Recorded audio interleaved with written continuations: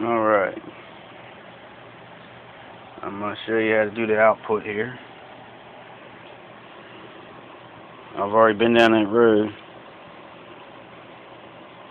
That's one of the original ones. I got a new one. It was like $10, $12. My uncle owns a stereo shop and does repair on TVs and stereos and all kinds of stuff, so I got the part from him. And here's that relay. Now the thing is, you got fuses over here too. These fuses lead to the speakers. You got a main one coming in. This is for power. And I noticed these two here control the speakers too. So you might have a blown fuse, because most of your power fuses are over here on this side, but you got one over here. And when it comes to this stuff, make sure you get the right fuse rating too, because you'll burn this stuff up. But there's the relay. This relay has 2 poles on it. It's actually got 2 separate poles. If you look in my one video, I showed you how it worked. If you looked in both videos that I did on the stereo, but there's 2 poles in there that it throws. So if one's not making contact, then it won't put out.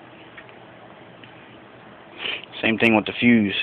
Now I noticed when I shorted out my output, because what happened was I'd listen to it and the speakers would cut off and on for just no reason. Just be listening to it and it would just cut off. Then, bang on it, give it a little bang, and it would cut on. So I thought it was maybe a loose solder joint, so I went through and started hitting all the solder joints underneath here.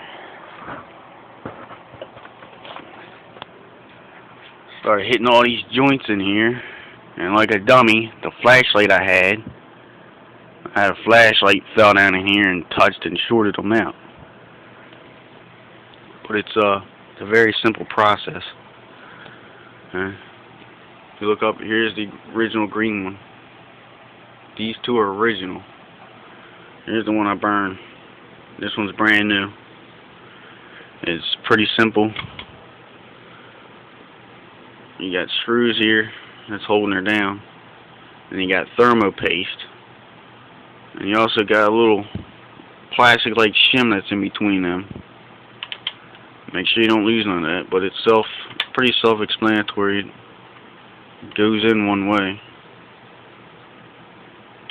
and you can see where see solders on there. But you need to check all the outputs. Check all these outputs in this area, or whichever side it is. I'm gonna tell you what I noticed was over here in this board, one of the outputs shorted anyway. It was the same way on both of them. I don't know if that's right or not, but I did check them, because my uncle told me. He said, make sure you check every one of them outputs around that area, because if one of them's bad, it's going to throw this one. It's going to kill it too. As soon as you turn it on, it's going to kill it. So I went through and checked them.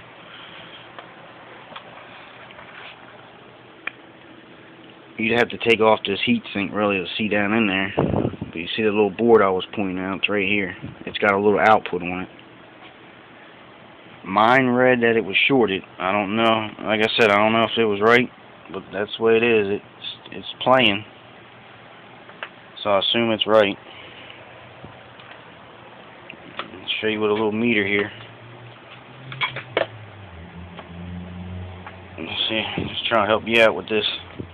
If you know this already, then don't worry about it. If you don't, then I'll show you something.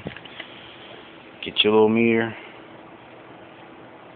put it on short out.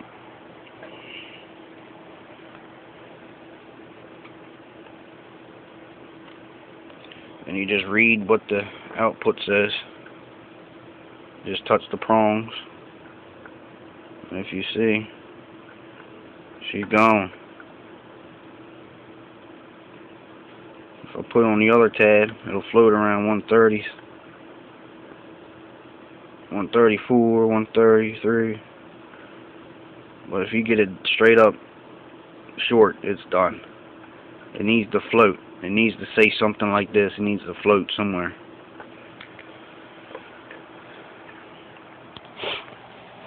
And this relay, all I did really was I just took a piece of sandpaper and sanded down the contacts and bent the prongs over a little bit so they would grab. But as soon as you turn it on, if you hear that thing clicking, you know, you'll hear it click.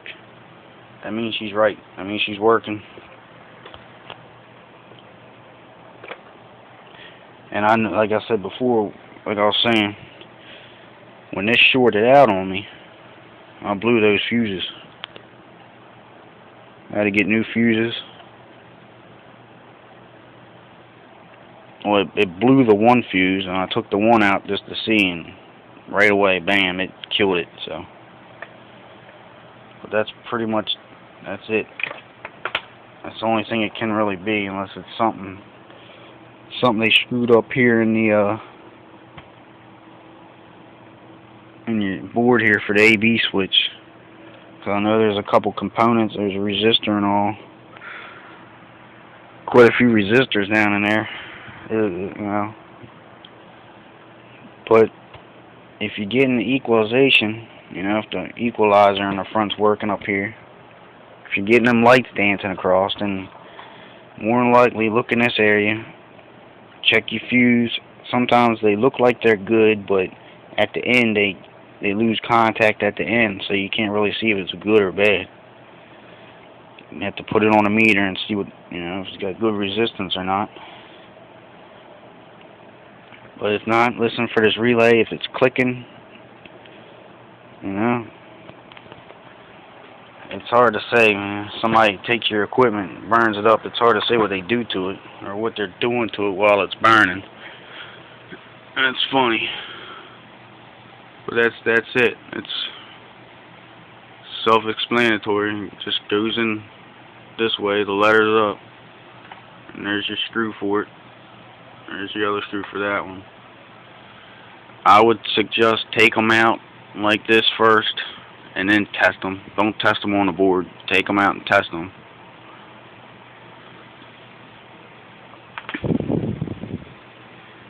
And if any of them shorted, replace them. But I just figured I'd give you a little heads up on this circuit board here. Like I said, I don't know if it was right or not. I don't know if I need to replace the parts in here, but one side of this was shorted. But I think that's the way it goes because it looks like it's got a diode in it and all. So, but sorry for the darkness. I ain't got much light back here in my workshop with this stupid camera. It's actually brighter than it looks. It's got that auto dim. But that's that.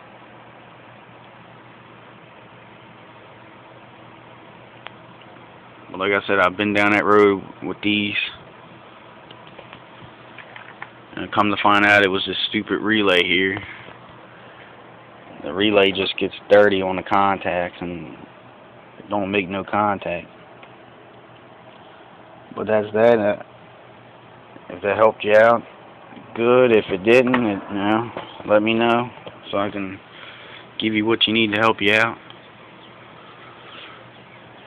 But that's that. It's just those 3 solder joints.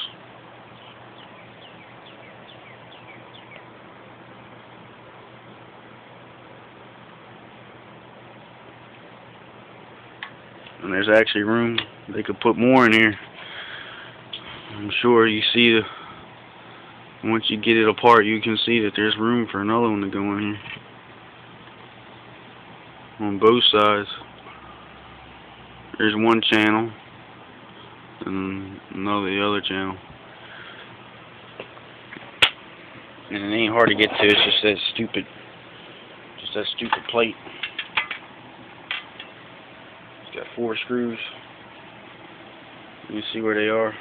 They're on the end here. It just pops out. You don't even need to take off that big cover, really. If you take off the big cover, then you mess with that relay. If you're just changing the output, you don't even, if you just change that output, you don't even have to take the whole cover off. You just take this bottom cover off and you can get to them.